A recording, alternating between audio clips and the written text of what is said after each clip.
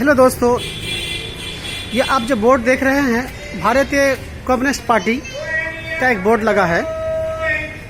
एक शाकिर अली हॉस्पिटल के पास में एक छोटा सा ऑफिस बना है।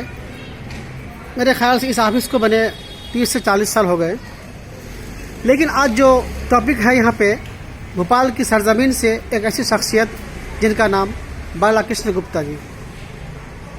आज़ादी के लड़ाई में बहुत ही उनका अहम रोल रहा और ये शाकिर अली साहब भी हैं यहाँ पे। ये पूरा ऑफिस है, एक पार्टी का ऑफिस। और बाला साहब कृष्णा ऐसे शख्स थे जो आज़ादी के बाद से लेके उनके बहुत बाद तक भोपाल को संवारने के लिए, भोपाल की सरजमीन को अच्छा बनाने के लिए बहुत जद्दोजहद करते रहे। किसान आंदोलन में हिस्सा लिया। उसके बाद नेहरू जी ने लोकसभा के चुनाव के लिए उनका ऑफ़र किया, लेकिन उन्होंने भोपाल की वजह से भोपाल से जाने से मना कर दिया। आज उनका जन्मदिन है। उन जन्मदिन के मौके से जो भी कार्यक्रम है यहाँ पे हम आपको दिखाते हैं और क्या उद्देश्य है इनका। और सर, आपका नाम? शैलेंद्र कुमार शैली, सेक्रेटरी भारतीय कम्युनिस्ट पार्टी सेक्रेटरी हैं आप जी। ये बालकृष्ण गुप्ता जी का जन्मदिन, बहुत बड़ी शख्सियत एमपी भोपाल की। जनता को इनके बारे में कुछ बताइए शॉर्टकट में। बालकृष्ण गुप्ता जी का जन्म शताब्दी वर्ष शुरू हो रहा है। पुरानी पीढ़ी तो बालकृष्ण गुप्ता जी के बारे में बखूबी जानती है। कोई भी व्यक्ति अगर भोपाल में 60 साल का है, अगर भोपाल का है, उससे पूछिए बालकृष्ण गुप्ता कौन थे, तो उनके बारे में आपको बहुत सारी बातें बताना शुरू कर देगा। बालकृष्ण गुप्ता जी कम्युनिस्ट पार्टी के वरिष्ठतम नेता थे, स्वाधीनता संग्राम सेनानी थे।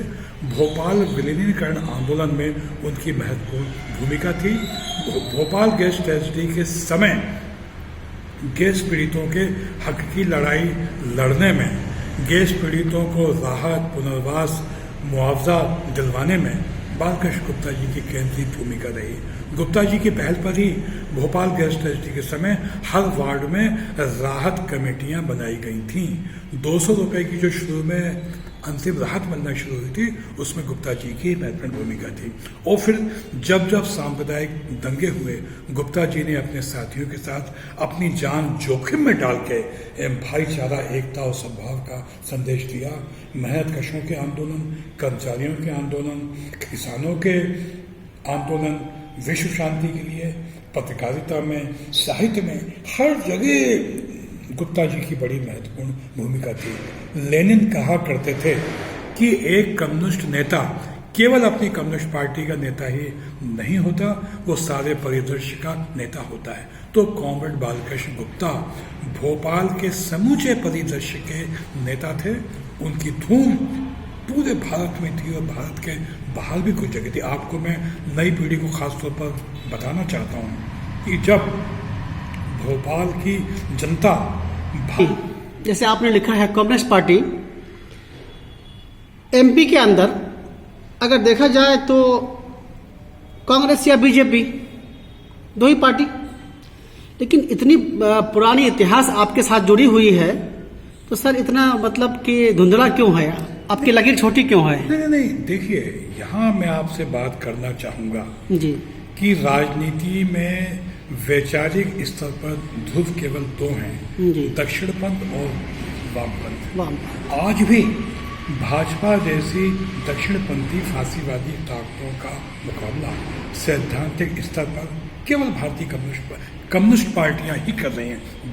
दूसरी बात यह, आप किसी पार्टी की सफलता का मापदंड केवल इस बात से ना जानिए कि उसके कितने सांसद हैं, कितने उसके विधायक हैं। दूसरे पे उसकी जो वैचारिक ताकत है, आज भी देखिए, केंद्रीय कर्मचारियों का संगठन वामपंथियों का है, बैंक कर्मचारियों का संगठन वामपंथियों का है, रेलवे की जो है यूनियन, उसमें वामपंथियों की महत्वपूर्ण भूमिका है, लेखकों, संस्कृति कर्मियों के जो संगठन है उसमें वामपंथियों की महत्वपूर्ण भूमिका है, विश्व शांति का, धर्मनिरपेक्ष मूल्यों का, और जो अभी किसान आंदोलन, ऐतिहासिक किसान आंदोलन हुआ, उसकी बुनियाद में तो कम्युनिस्ट लोग ही हैं। ये बात और है कि चुनाव में नहीं जीत पाते, जी, लेकिन जनता जानती है कि